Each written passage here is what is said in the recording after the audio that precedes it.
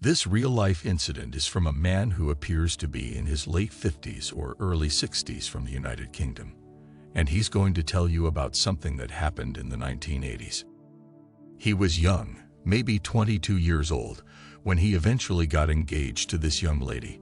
Women were the same in different parts of the world back then. He becomes involved with this girl who thinks she's wonderful, but she couldn't sleep for some reason. And it was almost as if she was putting him on hold for the future. Let's get right into man's own words. This is my tale. This all dates back to the 1980s. I was a 22-year-old engineering student in my final year at a nearby institution. Ella was a lovely 20-year-old blonde who worked at an old people's home. We met at a friend's birthday celebration in our town's pub and talked for hours. We exchanged phone numbers and planned to meet.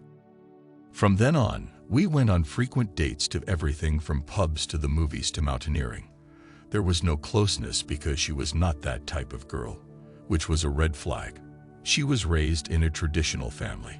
Her father was a minister in one of our town's churches. We shared similar ideas. I'm really traditional. As time passed, I graduated and got work and housing in a city an hour away.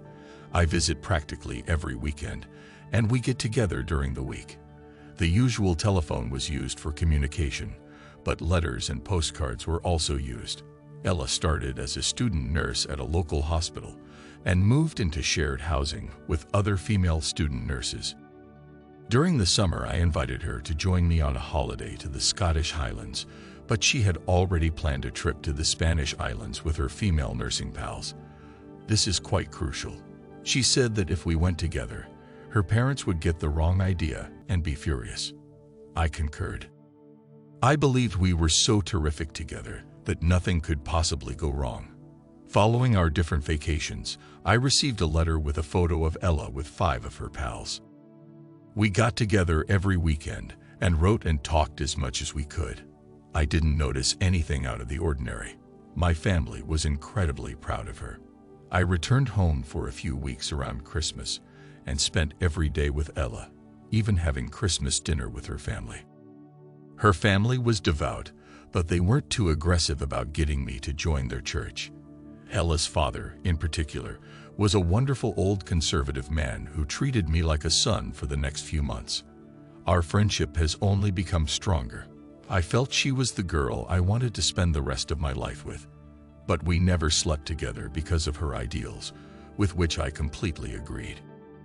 I traveled to Greece with my pals this time, while she went to the same Spanish island with her nurse buddies. Again and again, we communicated and met regularly throughout the next week and months, fast-forwarding to our next Christmas, and once again, we had a good time together. However, I was so foolish that I approached her father and requested his daughter's hand in marriage. So, I spent the following few days purchasing an extravagant engagement ring. Then, on New Year's Day, I got down on one knee and asked the question, to which she replied yes. And we started planning our future together, beginning with a summer wedding. We talked about creating a family as soon as we could, right down to the names of the children. This is where things actually change. In February, the company for which I was working won a significant project a few hours to the north. I'd gotten a promotion, and they wanted me to work as a site engineer for the following year and a half, which meant relocating into the company zone. I would not be able to travel on a weekly basis. However, I'd save a lot of money if I was paid more. So, in a win-win situation, I would assist in saving for our future, including the wedding. I met an electrical guy about my age, Eric, who was a true bad boy. He stated that he and his rugby buddies only go to a Spanish island once a year. Eric told me that they met up and partied with student nurses from a nearby town on a daily basis, and nothing was out of bounds, just going through. I said that I'd been emailed a photo of some student nurses from that location. When I showed him the photo, he stated all the girls had been fun, but my stomach fell when he told me he had done something with both Andrea and Ella.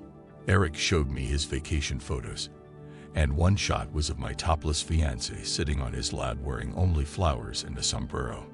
My next stop was Ella's parents. They were relieved to see me, but they were devastated when I told them our relationship was gone. I couldn't tell them the truth about their daughter. I never went to see Ella since I didn't want to waste my time. I let her to keep the ring as a keepsake because it had become tarnished by her, but we aren't going to be together. That concludes the story. Now, moving on to the aftermath, he explains, well, I stayed away at work for months and ended up becoming extremely good friends with Eric and his pals. They convinced me to go partying and meet a lot of women. Ella tried hard to contact him, he adds, but I never responded and didn't bother reading her letters. She attempted to entice me by paying visits to friends and even my parents' home, but they warned her to forget about me. That is even more vengeance because she will always wonder why and be irritated. I also moved the house, which meant she couldn't write or call me. As a result, I was absolutely invisible to her. I finally ran across Ella at the store in my parents' town around 5 years later. She cursed at me, but I diffused the situation by agreeing to meet at the cafe. She was still upset that I could just walk away for no reason and abandon her when we were so in love and about to be married. I informed her that I was aware of her adventures on the Spanish island. Her face turned bright crimson, and she stammered an apology. As previously said, I was friends with Eric and his rugby buddies. Her reaction was that she wanted to spend the rest of her life with me and have my children since I was a decent guy, but the rugby players were nothing but a fast, enjoyable time that no one knew about. Her other nursing pals persuaded her to just go with the flow because that was what they were there for. She apologized and said it didn't matter and asked if there was any chance we'd meet up again, to which I replied, "Not a snowball's chance in hell, honey." I told her I was still really angry. I was grateful to have met Eric because I would not have met my present partner otherwise. She simply burst into tears. I never saw her again after we parted ways. After several years, I found out via friends that she had been divorced twice and had no children. Eric is still a friend, and he works as a real estate agent in Spain as Playboy. And there you have it, guys. So I'm sure many of you were thinking, I'm not sure if this is true. But regardless, it's a fantastic narrative. The moral of the story is to not be that man. Don't be the layaway boyfriend, the wonderful person they're going to marry one day, but she's always going away on girls' vacations and weekends, and you're only getting the bare minimum.